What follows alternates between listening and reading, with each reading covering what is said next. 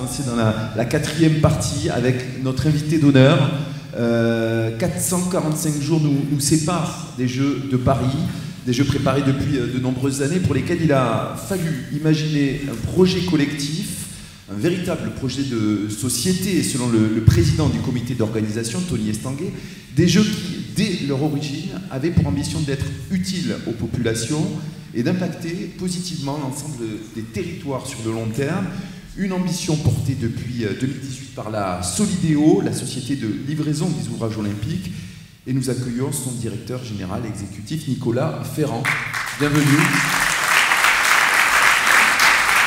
Bien.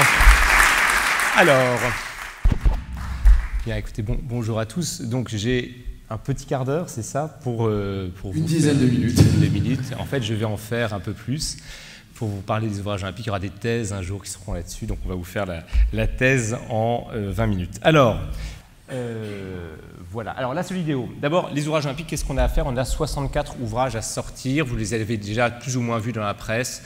On a des gros sujets, des gros porteurs comme le village olympique, on a des petits sujets comme des cheminements piétons. Donc on a 64 choses à construire pour simplifier la chose, et on verra au cours de la présentation ce qu'on a à faire par rapport à ça. 64, c'est à peu près le même volume que Londres. Ils en avaient à peu près autant. La grande différence, c'est que nous, on a beaucoup de rénovations, alors que Londres faisait que du neuf. Pour sortir des 64 objets, une idée qu'il faut avoir en tête, c'est que je ne suis pas le COJO, je ne suis pas Tony Estanguet. Il y a une séparation extrêmement forte entre le COJO, Paris 2024, qui organise l'événement, et la Solidéo, Société de livraison des ouvrages olympiques, présidence Anne Hidalgo, qui est un EPIC, qui est en charge de livrer tous les ouvrages nécessaires pour les Jeux, tous les ouvrages pérennes nécessaires pour les Jeux. Donc les belles images que vous avez pu voir sur la scène pour la cérémonie d'ouverture, c'est pas moi. C'est pas moi, c'est le COJO. Ce qui se passe place de la Concorde, ça va être démonté après, c'est pas moi, c'est le COJO. Nous, on fait tout ce qui restera après les Jeux. Par rapport à Londres, il y a deux grandes différences par rapport à Londres qui restent quand même l'image, l'archétype de l'organisation des Jeux. À Londres, mon homologue était seul maître d'ouvrage de son programme de 64 ouvrages. On est en France, et donc on a 30 maîtres d'ouvrage différents. 30 maîtres d'ouvrage différents, certains qui construisent depuis des siècles, comme la ville de Paris, d'autres qui n'ont, avant cette expérience des ouvrages olympiques, jamais construit, comme la métropole du Grand Paris, qui est une collectivité neuve. On a des publics, on a des privés, enfin voilà, on a 30 maîtres d'ouvrage différents. Et à Londres, ils avaient 2 cofinanceurs, j'ai la chance d'en avoir 13, voilà. Je suis moi-même maître d'ouvrage d'un certain nombre de choses, on va le voir.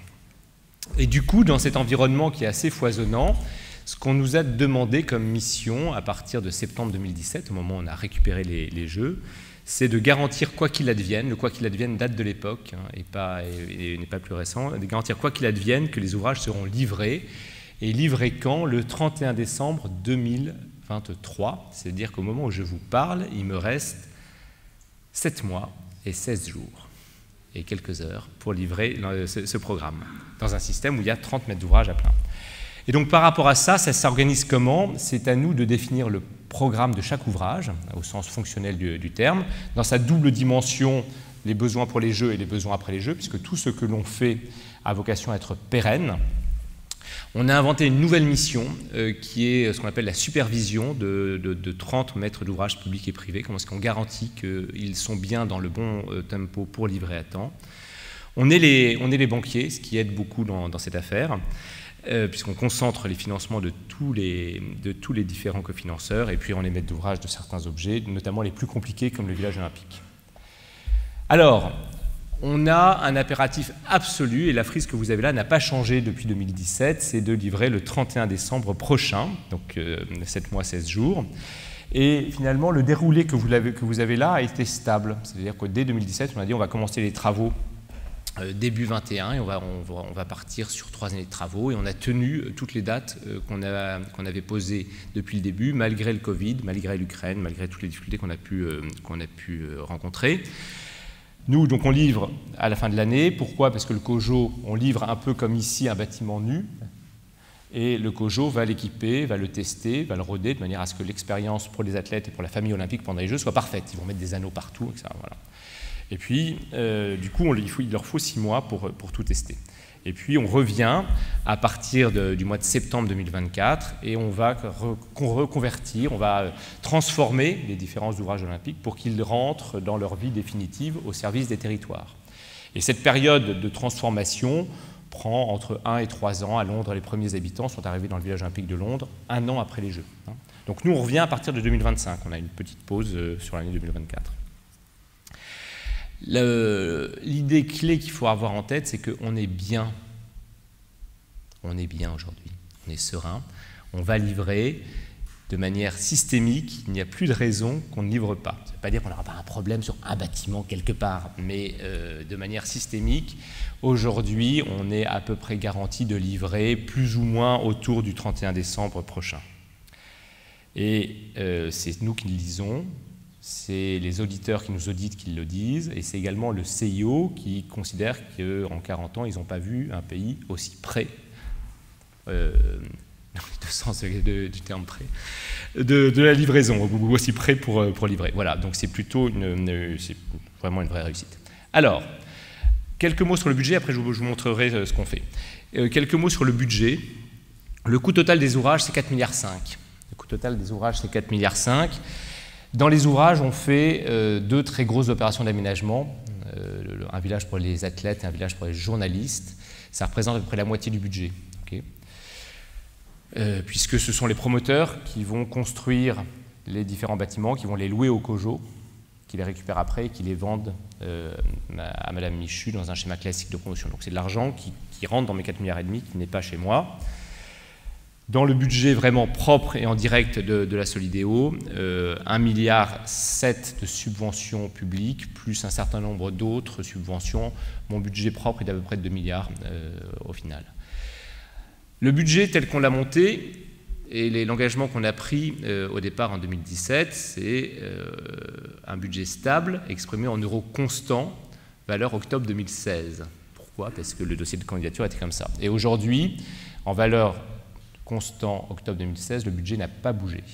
C'est-à-dire que hors inflation, on est absolument dans les épures financières qui nous avaient été données. Là aussi, c'est un exploit. Je vous rappelle que Londres, ils ont rajouté 1 milliard de livres le jour où ils ont eu les Jeux pour pouvoir livrer les ouvrages. Donc nous, on tient, on est non seulement dans les coûts, mais dans les temps, ce qui est une grande réussite. Alors, qu'est-ce qu'on fait? Le plus gros, le plus important, c'est le village des athlètes. Où est-ce qu'on est ici? Donc, cette partie-là, on est à Saint-Denis. Ici, on est à Saint-Ouen. Ici, on est sur l'île Saint-Denis. Et au milieu, vous avez ici la Cité du Cinéma, la Tour Pleyel, A86, la Seine, évidemment. Et donc, on déploie et on fait une très grosse opération d'aménagement sur ce qui était autrefois une ancienne zone industrielle, 52 hectares, qu'on transforme pour les Jeux en une série d'appartements en co-living pour accueillir les athlètes, 15 000 athlètes, et après les Jeux, dans un quartier mixte, bureaux, logements, 6 000 habitants, 6 000 employés. On a organisé la chose comment? On a coupé le village en 4 parties, 4 groupements de promoteurs constructeurs. Donc ici, on a Piché, qui est un promoteur bordelais, avec Legendre breton. Ici, on a Nexity avec Eiffage. Ici, on a ICAD et toute la galaxie de la Caisse. Ça, c'est la Cité du Cinéma de Besson, ça existait, on n'a pas pu y toucher. Et au bout, on a Vinci Immobilier, mais qui construit également avec Bouygues. Donc 330 000 m² de plancher. Aujourd'hui, 22 architectes de part et d'autre de la Seine. Et pendant les Jeux, ça fonctionne comme un système clos, fermé, puisqu'il y a des questions de sécurité. La particularité amusante qu'on verra tout à l'heure, c'est que tous les appartements qui sont là, ou tous les bureaux qui sont là, n'ont pas de cuisine. Parce que la grande idée de l'olympisme, c'est de renforcer la fraternité entre les peuples. Et comment est-ce qu'on renforce la fraternité? C'est en mangeant tous ensemble. Et donc la grande nef de la Cité du Cinéma, que certains d'entre vous ont déjà visité, est transformée dans une forme de cuisine géante, enfin de restaurant géant. 75 000 repas par jour. 75 000 repas par jour servis H24, puisque quand vous êtes un athlète de haut niveau, vous devez pouvoir vous nourrir exactement 3 heures, 4 heures ou 5 heures avant votre exploit et de votre régime alimentaire particulier. Voilà. Donc le village olympique, c'est ça. On est maître d'ouvrage en tant qu'aménageur et on a confié la réalisation à plusieurs promoteurs. Aujourd'hui, ça ressemble à ça. Il y a un moment, il y avait 40 grues qui tournaient, le plus gros chantier monocyte de France, loin devant la SGP, puisqu'ils ont une somme de petits chantiers. Plus de 4000 compagnons sur le village olympique. Le gros œuvre aujourd'hui est terminé. Et on est dans la phase de second œuvre. Et les réceptions commencent à partir du mois de septembre. On fait des ponts à cette occasion-là. Donc on fait 5 ponts pour les Jeux. Et notamment, on fait ce pont-là qui est construit par Eiffage. De part et d'autre, d'un côté vous êtes sur l'île Saint-Denis, de l'autre côté vous êtes sur la terre ferme, et là vous avez la 86, on construit aussi un mur anti-bruit sur la 86, enfin on fait des tas de choses là-dessus. On enfouit les lignes haute tension qui passent là, qui vont permettre de libérer beaucoup de choses pour Villeneuve-la-Garenne, et puis on fait aussi de l'art dans la ville. On a 15 œuvres d'art ici, alors ce ne sont pas les anneaux, parce que les anneaux, je le rappelle, est une marque protégée. Donc c'est autre chose, si vous voyez des anneaux, c'est vous qui projetez, hein, voilà. Donc c'est... On fait également des équipements publics, donc 5 groupes scolaires, dont 2 sur le village olympique, pardon. Et puis on refait tout un échangeur autoroutier, donc sur A86, l'échangeur Pleyel, à côté de la tour Pleyel. Donc pour l'ingénieur routier de base que je suis, c'était un grand moment de lancer le viaduc au-dessus. On est juste à côté du franchissement urbain Pleyel, que certains d'entre vous ont déjà vu, à côté de la gare du Grand Paris. À côté de ça, on fait aussi des rénovations. Là, vous avez la réhabilitation de la Grande Nef de l'île des Vannes. On est à Saint-Ouen. Dans les années 70, c'était le lieu où Georges Marchais faisait ses congrès, à l'époque où Saint-Ouen était communiste. Voilà. Donc vous avez une vue de l'intérieur. Et puis vous avez une vue de ce que ce sera. Donc c'est la réhabilitation complète d'un bâtiment qui était à moitié en ruine. Finalement, ça ne coûte que 12 millions d'euros, ce qui explique qu'on a un budget au total de 4,5 milliards, la moitié de celui de Londres, alors même qu'on a à peu près autant d'objets. C'est des sujets assez amusants à faire. On travaille également dans le nord du département. Ici, nous sommes au Bourget. Ça, c'est le parc des expositions du Bourget. Là-bas, c'est une commune que vous ne connaissez pas, qui s'appelle Duny, là où les gardes républicains et les CRS ont leur caserne en Île-de-France, donc 70% de logements sociaux, et c'est très calme. Et ce qu'on nous demande de faire, c'est pendant les Jeux, c'est 25 000 journalistes. Hein. Je vous rappelle qu'à COP21, c'était 3 000 journalistes. 25 000 journalistes. Et l'ensemble du parc des expositions du Bourget, qui sont là, va être utilisé pendant les Jeux comme un studio de télévision géant qui émet en permanence vers l'ensemble du monde. C'est 4 milliards de téléspectateurs. Hein, et donc on construit, dans la continuité de Duny, le long de l'Air des Vents, là où la fête de l'UMA se tenait tous les ans au mois de septembre, on construit un village pour que les journalistes puissent facilement aller émettre et se retrouver sur le parc des expositions, et qui, après les Jeux, devient l'extension naturelle de Duny. Donc on construit ça, et on construit ce qu'on voit pas bien sur cette image, parce que c'est en héritage, des sites de compétition au Bourget. À cette occasion, on refait toute la plaine des sports du Bourget. Voilà, donc on est en train de faire des équipements sportifs de base, comme ça. On va faire une passerelle en bois au-dessus de l'autoroute A1. Vous avez la culée qui est là. On refait une partie des halls de l'aéroport du Bourget, de manière à ce que ça réponde aux standards des studios de télévision d'aujourd'hui. Donc ça, c'est le hall 3 qui va être inauguré bientôt. On est en cours. Ce que vous avez aussi vu, c'est ça. Alors ça, où sommes-nous? Nous sommes sur le Stade de France, et nous regardons plein ouest, vers la tour Pleyel, hein, et vous avez l'autoroute A1 qui est là.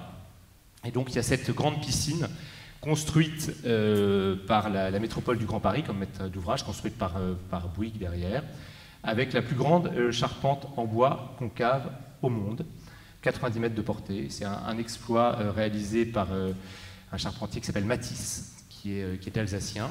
Et vous voyez à travers la façade, au fond, le Stade de France. C'est pour les épreuves de natation synchronisée, de plongeon et les qualificatifs du water-polo qu'on fait ça. Donc 5000 places de spectateurs, qui là aussi, ça sera mis en eau au mois de septembre prochain. Ça va bien.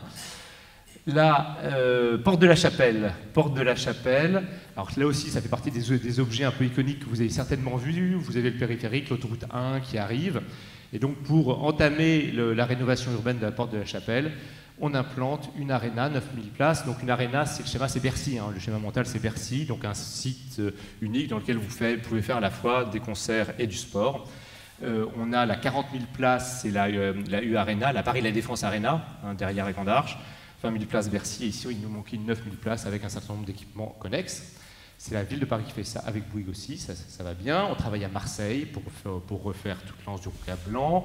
On travaille à Élancourt c'est dans le 78, dans les Yvelines, c'est le plus haut point de l'Île-de-France, 231 mètres. On fait les pistes de VTT dans ce qui était en fait la colline des Déblais de Saint-Quentin, là-bas. Donc ça va être livré en avril 2024, ça fait partie des quelques objets qui vont un peu dépasser. On fait de la réhabilitation et on participe à la réhabilitation du Grand Palais. Le Grand Palais va accueillir l'escrime et le taekwondo pendant les Jeux. Et donc, la RMN est en train de rénover le Grand Palais. Et donc, nous, dans cette affaire-là, non seulement on finance, mais on supervise de manière à être sûr que la réhabilitation du Grand Palais sera finie, en l'occurrence, au mois de février 2024. Et on est très concentrés tous sur cet horizon parce que c'est vraiment compliqué. On fait des piscines. On en fait 8, ok. Alors, et on fait des tas d'autres choses, je ne vais pas vous montrer 64 heures. Donc vous voyez un panel extrêmement varié. Et lorsqu'on a les Jeux en septembre 2017, le gouvernement nous dit, bah, écoutez, on va organiser les Jeux, ça sera après les Jeux de Tokyo. Donc les Jeux de Tokyo en investissement, c'est à peu près 12 milliards d'euros. Ça sera après l'exposition universelle de Dubaï. L'exposition universelle de Dubaï, sans doute, entre 15 et 16 milliards d'euros d'investissement. Ce sera après les Jeux de Pékin, les Jeux d'hiver de Pékin. On ne sait pas combien ils ont investi. Et pour autant, donc qu'est-ce que nous, la France, on va montrer, sachant qu'on a un budget de 4 milliards, 4 milliards et demi, sachant qu'on a des leaders mondiaux dans tous les secteurs liés à la construction. Donc Vinci a longtemps été le premier constructeur mondial, Veolia, le premier producteur d'eau potable au monde, etc. etc., etc. Donc on a des leaders mondiaux et la filière de la construction, enfin la filière liée à la ville plus exactement en France, est une filière extrêmement exportatrice dans laquelle vraiment on rayonne, et on rayonne encore maintenant et de plus en plus. Et donc qu'est-ce qu'on peut montrer? Comment est-ce que cet effet de vitrine va pouvoir servir à l'industrie? Alors, on nous a demandé de nous positionner sur 4 thématiques. Une thématique autour du carbone, une thématique autour de la résilience climatique. Alors, il faut se mettre en 2017, on n'avait pas encore eu les étés de canicule qu'on a pu connaître. Un sujet autour de l'économie circulaire et un sujet autour de la biodiversité qui est plus classique. Vous remarquez que là-dedans, la technologie n'apparaît pas en soi. On n'est pas en train de faire la Smart City. La Smart City, c'est un outil au service d'enjeux qui sont derrière. Qu'est-ce qu'on est en train de démontrer? Qu'est-ce qu'on est en train de démontrer? Première chose qu'on démontre, et qui est certainement la chose la plus importante de tout ce qu'on aura fait pour les Jeux Olympiques. Le village olympique, je vous l'ai dit, c'est 330 000 m². On va livrer le village olympique, on va livrer un village olympique qui atteindra moins 47% sur l'ensemble du cycle de vie de carbone émis par rapport au standard de 2019. Moins 47%. Alors pourquoi 2019? C'est au moment où on a déposé les PC, les permis de construire. Moins 47%, c'est l'horizon que la France s'est donné pour 2030-2035 au titre de la stratégie nationale bas carbone. Et qu'est-ce qu'on démontre avec le village olympique? C'est que les objectifs de la stratégie nationale bas carbone sont atteignables aujourd'hui dans un modèle économique classique d'une opération d'aménagement en première couronne de l'Île-de-France. Les charges foncières, c'est-à-dire les terrains, j'ai vendu les terrains aux promoteurs au prix normal constaté à Saint-Ouen, à Saint-Denis et à l'île Saint-Denis, et il y a des références, il y a des opérations d'aménagement autour. Les promoteurs vont vendre à Madame Michu au prix du marché. Okay. Donc il n'y a pas de subvention publique dans cette affaire-là. Et sans subvention publique, on peut faire aujourd'hui moins 47%. Et si on peut le faire à Saint-Ouen, à Saint-Denis et l'île Saint-Denis, ça veut dire qu'on peut le faire dans toutes les préfectures de France. C'est atteignable. Ce qu'on dit derrière ça, c'est que les ambitions qu'on a pour continuer à faire de la ville dense au XXIe siècle sont aujourd'hui atteignables et sans mettre d'argent supplémentaire. Et pas simplement sur un bâtiment pilote non reproductible, sur 330 m² d'une architecture variée, etc., réalisé en moins de 6 ans. C'est certainement la réussite la plus remarquable, c'est celle que viennent voir toutes les délégations étrangères qui viennent voir le village olympique aujourd'hui. On a eu plus de 14 700 visiteurs l'année dernière sur le village olympique, 14 700. Ça suppose le déploiement de toute une série de technologies qui étaient matures mais pas déployées, typiquement du béton ultra bas carbone. On a le plus gros chantier utilisateur de béton ultra bas carbone aujourd'hui. Ça suppose une utilisation massive du bois, etc. etc., etc. Mais aujourd'hui, c'est faisable. Et si c'est faisable, on peut le faire ailleurs, et c'est ça ce qui est en train de se passer. Deuxième dimension qu'on a pris en compte, on a imposé aux promoteurs de garantir le confort dans leur logement à horizon 2050, c'est-à-dire au moment où le climat qui a été modélisé pour nous par Météo France, où le climat de 2050 s'imposera à nous. L'été standard de 2050, c'est la canicule de 2003, pour se rendre compte. Et donc, la question qu'on a posée aux promoteurs, qui aujourd'hui est réalisée dans 98% des appartements du village olympique, c'est garantir-nous le confort sans climatisation sous le climat de 2050. Ça veut dire qu'on a imposé à l'ensemble de la chaîne de la production de logements à ne pas simplement s'arrêter à 4 ans, qui est le cycle normal de réflexion d'un promoteur, mais de s'inscrire dans du temps très très long, parce que les bâtiments qu'on construit aujourd'hui seront encore là en 2050. Et pourquoi sans climatisation? L'idée étant que en 2050, si nos petits-enfants considèrent que notre notion du confort n'est pas la bonne, il sera toujours temps pour eux de mettre de la clim avec une énergie qui sera décarbonée. Donc on a défini ce que ça pouvait être que le confort. Donc vous avez là 28 degrés et plus, moins de 160 heures par an, sous le climat 2050, et on y arrive. Troisième dimension sur tout ce qui est économie circulaire, je vous ai dit, le village olympique, c'était une zone industrielle vivante, hein, il y avait 2500 emplois, 30 entreprises. On a réutilisé 96% en masse de tout ce qui était présent, c'est-à-dire qu'on n'a pas mis dans des carrières, mais on a trouvé une valorisation pour 96% de tout ce qui était là, là aussi sans subvention. Si on a été capable de le faire, on peut le faire ailleurs, et on a documenté les 4% qui, malheureusement, ont fini en incinérateur ou en carrière, parce qu'il n'y avait pas de filière mature aujourd'hui en Ile-de-France. Et puis on a fait de l'innovation, on a fait de l'innovation de rupture. Alors on est allé dans Paris Fonds Vert, le fonds porté par Déméter. On était le premier établissement public à investir dans un fonds d'accélération comme ça. Et puis on a également distribué directement des subventions, puisque dans mes 4,5 milliards, j'ai isolé une cinquantaine de millions pour l'innovation. Il y a beaucoup d'innovations, il y en a une qui est vraiment d'actualité, qu'on porte avec ICAD aujourd'hui. C'est un bâtiment qui recycle l'ensemble des eaux grises et l'ensemble des eaux noires qui sont produites, c'est-à-dire qui est capable de se déconnecter des égouts, et de facto qui conduit à une économie d'eau potable de près de 60%. C'est-à-dire que tout le discours qu'on a pu entendre ces dernières semaines en disant « oh là là, en France, on ne sait utiliser que moins d'1% des eaux grises et des eaux noires », là, on a un bâtiment qui nous permettrait, en démonstration, puisque c'est un bâtiment, c'est une innovation de rupture, de réutiliser jusqu'à près de 40% des eaux qui sont là, puisqu'on diminue. Ça nous pose des problèmes dans tous les sens. Hein. Avec l'ARS, on n'est pas obligé de passer par France Innovation pour y arriver. Ça va marcher. Ça va marcher. Et là aussi, c'est un héritage qu'on va laisser aux autres pour aller plus loin. Notre ambition, c'est certainement pas de dire qu'on est allé au bout du problème. Notre ambition, c'est de dire ici, comme sur tous les autres sujets, qu'on a ouvert des horizons nouveaux. On a ouvert des portes qui étaient fermées, et puis ensuite à d'autres de les explorer. Et puis, rapidement, on nous a demandé de faire de l'insertion, 10% des heures travaillées réservées à de l'insertion. Je rappelle que l'ANRU, c'est 5.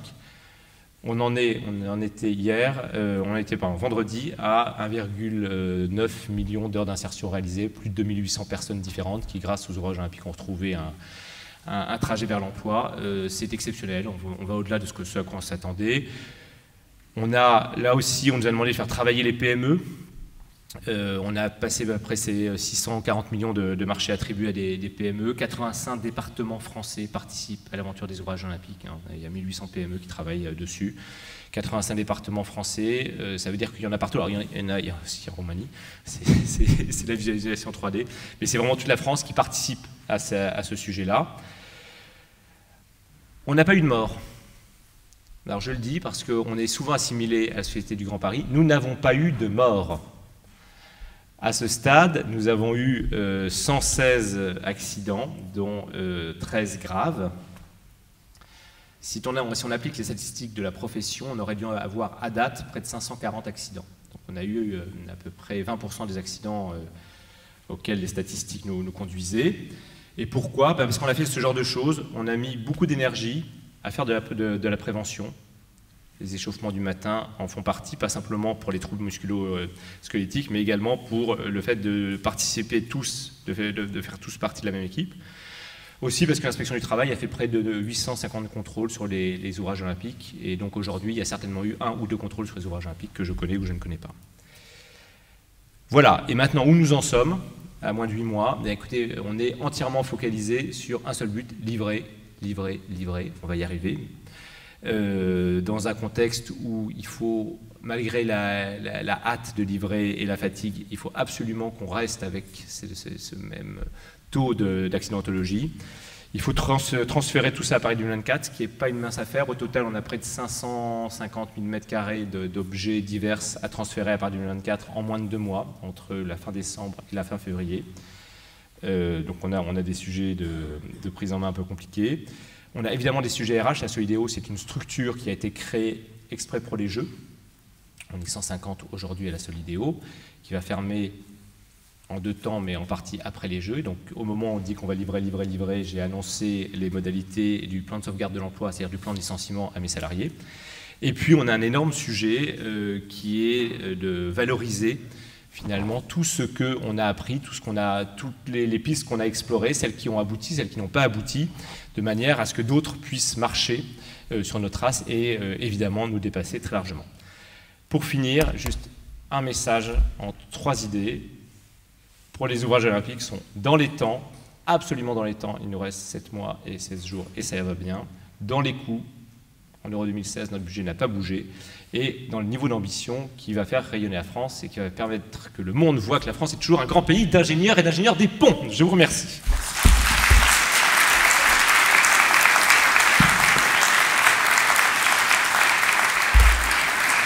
Merci pour cette présentation qui s'inscrit vraiment dans la thématique de notre soirée. On parlait justement d'héritage, de transmission. Est-ce que vous faites, dans le cadre de ces ouvrages, de ce qui va rester, de ce qui est en train d'être élaboré aujourd'hui, est-ce qu'il y a un distinguo? Est-ce qu'on parle d'héritage? Est-ce qu'on parle de transmission? Est-ce qu'on parle des deux? Non, alors... Lorsqu'on parle d'héritage dans le monde olympique, c'est tout ce qui va rester après les Jeux. Donc le village olympique, c'est un héritage pour le territoire, etc., etc., etc. Alors après, on commence à parler d'héritage immatériel. C'est ce qu'on fait en termes d'innovation. Je trouve que le terme héritage immatériel devient un peu compliqué. Donc nous, on parle de valorisation de ce qu'on a fait. On va faire un compendium, qui est un très beau mot latin, qui veut dire le rassemblement de tout ce qu'on a appris. On va faire un compendium et puis, comme Londres l'a fait en son temps, parce que on pense vraiment, et je le dis sans aucun orgueil, on pense vraiment que non seulement la Solidéo, mais finalement tout l'écosystème, tous les constructeurs, tous les maîtres d'œuvre, tous les maîtres d'ouvrage avec lesquels on travaille, sont en train de faire passer un cap à la manière dont on construit des quartiers urbains, des équipements publics aujourd'hui en France. On n'est pas dans le génie civil, on est vraiment dans le bâtiment. Et là, il est en train de se jouer quelque chose. Et donc, il faut laisser une trace, parce que sinon, tous les efforts qu'on aura faits auront été vains. Bon, ok, on aura changé un bout de la Seine-Saint-Denis, mais en fait, on n'aura changé qu'un bout de la Seine-Saint-Denis. Enfin, on ne fait que 500 000 m². Enfin, on n'est pas en train de faire 10 millions de m². Donc, cette idée de transmission à d'autres, elle nous imprègne depuis le début. Et puis de transmission aux plus jeunes, puisqu'on est quand même à l'école des ponts. L'âge moyen à la Solidéo, aujourd'hui, c'est 37 ans. 37 ans. C'est-à-dire que tout ce qu'on est en train de faire là, ce qui est en train d'être examiné par le monde, c'est 37 ans. C'est en gros essentiellement des gens qui sont en second poste ou en troisième poste, un petit peu de l'école des ponts, très peu du corps, malheureusement, beaucoup d'écoles d'ingénieurs plus larges. Mais je crois que dans ce groupe, dans cette communauté de 150 personnes, se trouvent tous ceux qui feront, dans les 20 années à venir, tous les grands projets. Parce qu'il y aura encore des grands projets en France, j'en suis absolument convaincu. Et donc là, il y a une espèce de pépinière à grands projets, à acteurs de grands projets qui s'est joué. Et ça aussi, c'est de la transmission. C'est de la transmission à la génération d'après. Et ça, c'est très important pour continuer à équiper notre pays, parce qu'on n'est pas au bout. Voilà. Merci beaucoup. On va peut-être prendre une question de la salle éventuellement. Oui, donc votre félicitation pour le budget et le délai. Donc la méthode que vous avez employée, vous avez intégré des aléas au départ, vous avez géré le projet d'une certaine façon, vous avez gardé des marges de manœuvre, etc. Ok. D'un point de vue financier ou d'un point de vue temporel? Parce que les deux questions se posent. D'un point de vue financier, quand on se remet en 2017, et donc j'ai été nommé à ce poste-là, je n'étais pas du tout dans le dossier de candidature, donc j'ai hérité d'un dossier de candidature, et l'état d'esprit général en 2017, c'était on ne va pas y arriver, tout ça, ça a coûté 2 fois plus cher. Et donc il y avait une espèce de tétanie collective, mais vraiment, ça va coûter beaucoup plus cher, comme toutes les éditions précédentes des Jeux Olympiques. À chaque fois, les orages olympiques ont dérivé, même à Londres, ils ont rajouté leurs milliards au début. Donc, la question financière, en fait, elle s'est imposée extrêmement fortement au début, et j'ai eu du coup la chance de pouvoir dire, on va faire 2 choses. On va mettre des vraies provisions. On va se donner 3 choses. On va mettre des vraies provisions au niveau des coûts d'objectifs de travaux, à peu près 15%. 2, on va avoir des moyens d'études suffisamment capés. C'est-à-dire que souvent, ce qui pêche, c'est qu'on n'a pas les moyens d'étudier, y compris de relancer un bout d'études complémentaires, un bout d'AMO, vous savez, le bout d'AMO de dernière minute qui vous permet de valider ou pas une option. Et puis, 3e dimension, j'ai posé dès le début que je voulais avoir une réserve d'à peu près 100 millions d'euros. Vous vous souvenez que mon budget propre, celui qui transite par la Solideo, c'est à peu près 2 milliards. Donc 100 millions, ça existe. 100 millions d'euros pour pouvoir absorber toutes les demandes de modification de programme. En 2017, on ne sait pas encore très bien ce qu'on veut faire. Et à Londres, ils ont eu 6 000 modifications de programme, dont la moitié dans la dernière année. Londres, c'était la même organisation. Il y avait d'un côté le COJO anglais, de l'autre côté l'équivalent de la Solideo. Séparation. Et donc, à Londres, ils se sont retrouvés comme ça, et ça a fait notamment dériver une partie de leurs coûts. Et donc, instruit par cette situation, j'ai dit, bon, ben écoutez, on va mettre de l'argent pour les modifications de programme qui arriveront de la part du COJO, d'une part. Et d'autre part, j'ai enchâssé le COJO, et tous les maîtres d'ouvrage d'ailleurs, mais dans un système conventionnel, dans un système de contrat, extrêmement contraignant, en disant au COJO, écoute, cher ami, on a signé ensemble un contrat sur la piscine olympique, la grande piscine avec le toit comme ça, pour faire exactement 5000 places, etc., etc. Tu bouges une virgule, tu payes. Et en 2019, le COJO, ils n'étaient pas encore extrêmement outillés. Hein, on est monté en puissance plus vite qu'eux. Notamment, ils n'avaient pas encore complètement une vision claire de ce qu'allait être leurs besoins. Nous, professionnels, construire un programme fonctionnel, c'est bon, vous avez tous, certains d'entre vous ont déjà fait ça, et donc on connaît un peu les ficelles du métier, donc on les a enchâssés dans un système, et à partir du moment où, dès 2019, on leur a dit, si vous bougez une oreille, c'est vous qui payez, on a à peu près réussi à tenir les demandes du COJO. Et donc finalement, sur mes 100 millions mis de côté pour les demandes supplémentaires du COJO, les imprévus, etc., aujourd'hui, il m'en reste à peu près la moitié, alors qu'il me reste plus que 7 mois. Sur le côté temporel, qui est l'autre truc, et qui interagit avec la question financière, on a dit, si on veut être sûr de pouvoir rester dans les coûts, il faut qu'on ait suffisamment de marge temporelle, qu'on se donne du temps pour construire, de manière à ne pas se retrouver à devoir accélérer sur la fin. La grande frise que je vous ai montrée, on l'a posée en janvier 2018, elle n'a pas changé depuis janvier 2018. C'est-à-dire le fait, on a posé en janvier 2018, on commencera les travaux début 2021. On l'a posé. Et on a posé le cadre temporel à tout le monde en janvier 2018. Je vous rappelle qu'on a les Jeux en septembre 17. Hein. J'arrive en octobre 17. En janvier 2018, on le pose. Et on dit ça sera comme ça. Et on va prendre 3 années pour construire. 21, 22, 23. Hein. Et à ce moment-là, il y a toujours des petits malins chez tel ou tel grand constructeur qui disent « Mais attends, tu plaisantes, machin, un bâtiment en 18 mois, je te le fais, pourquoi tu m'imposes de commencer ?» Parce qu'on a imposé à tous les constructeurs de commencer début 21, sous peine de pénalité. On a tenu bon. Donc on a posé un truc qui nous donnait des marges. Ce qui veut dire qu'aujourd'hui, alors qu'on est à 7 mois, on continue à travailler avec un seul poste de travail sur tous les ouvrages olympiques. Il y a eu ponctuellement sur l'Arena, parce qu'ils ont pris du retard à un moment lié à l'Ukraine, il y a eu ponctuellement un moment où ils se sont passés en travail de nuit, mais juste pour 40 ouvriers, alors qu'ils en ont à peu près 400 sur le site. Mais aujourd'hui, on est sur un seul poste de travail. Et ça nous sauve. Ça nous sauve d'un point de vue financier, et ça nous sauve d'un point de vue de notre capacité à livrer. Parce que si même aujourd'hui, on a une inondation majeure, type 1910, là, Ça commence demain, le niveau monte, le village olympique est à moitié submergé. Je perds 2 mois. C'est bon, je peux encore travailler la nuit, je peux encore passer en 2 postes ou en 3 postes et être encore en capacité à livrer quelque part entre décembre et février prochain. Donc, on s'est donné du mou financièrement, on s'est donné du mou d'un point de vue temporel, et on a imposé notre calendrier. Et un des moyens par lesquels on l'a imposé, c'est que depuis début 2018, je commence toutes mes réunions en donnant le compte à rebours. Alors, en début 2018, ça fait rire tout le monde, alors ok, il reste 70 mois et 13 jours avant la livraison, ok, c'est une lubie de Ferrand, très bien, ok, on va lui passer à la lubie. N'empêche qu'on a gagné une sorte de victoire culturelle avec tout le monde, parce qu'on a mis dans la tête de tout le monde que le plus important, c'était ce fichu compte à rebours.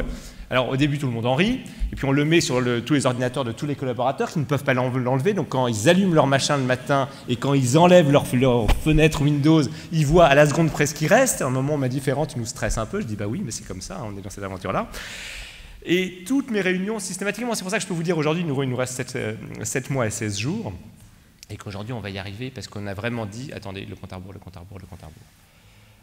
Donc, avoir du mou, des capacités en études importantes, commencer suffisamment d'eau et se prendre 3 années, dire qu'on prend 3 vraies années de travaux. Accessoirement, on a eu le Covid quand même, on a eu un moment où ça a été un peu compliqué, et on a eu l'Ukraine, beaucoup plus amusant que le Covid. L'Ukraine, remettez-vous, il y a 1 an, on est au mois de mai, l'Ukraine, c'est 24 février. Quelque part, fin mars, l'année dernière, il y avait le MIPIM, vous savez, le grand salon de l'immobilier à Cannes. Et alors j'ai vu, alors moi j'étais pas au MIPIM, parce qu'on n'a plus rien à vendre, donc on va pas au MIPIM, mais toute la profession, tous les constructeurs, tous les promoteurs, tout le monde était rassemblé dans un lieu clos à Cannes, ils sont sympathiques. Et là, on voit apparaître une panique irrationnelle, extraordinaire.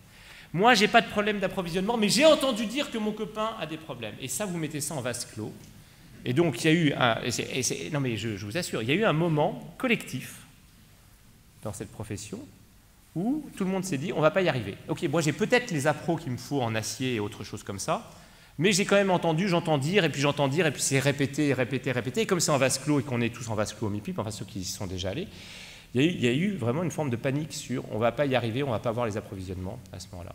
Et donc, en gros, entre fin mars et juin, il a fallu avril, mai, juin pour que tout le monde se calme et s'aperçoive que, ok, bon, si on avait les appros pour tenir jusqu'au mois de juillet, puis ensuite jusqu'au mois de septembre, puis jusqu'à la fin de l'année, puis maintenant le sujet disparaît.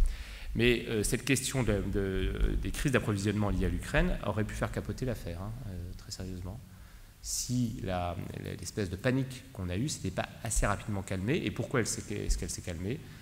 Parce qu'on a 3 majors.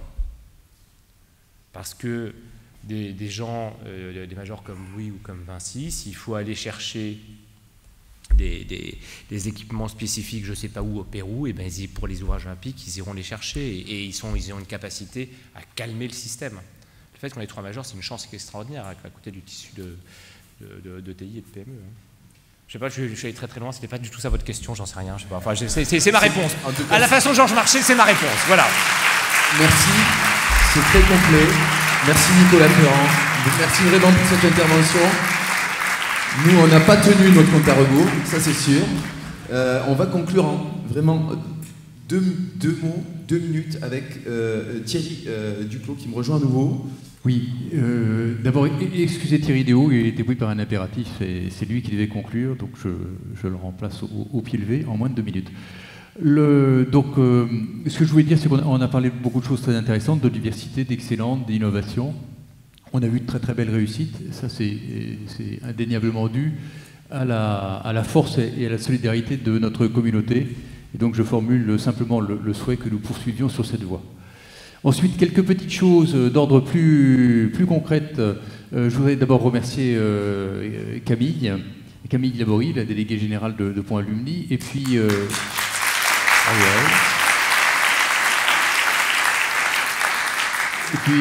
Guillaume Monacci, que je ne vois pas, mais parce qu'ils ont été tous les deux les orfèvres de cette soirée. Bien sûr, je voudrais remercier le le Palais de la Porte Dorée et surtout sa directrice générale pour leur accueil. Et si jamais, effectivement, vous voulez toujours participer à l'activité, à la vie de la Fondation, n'hésitez pas à aller sur le site de la Fondation, www.fondationdesponts.fr. Merci d'avoir assisté à cette soirée des ponts 2023. Merci beaucoup. Merci, bonne soirée.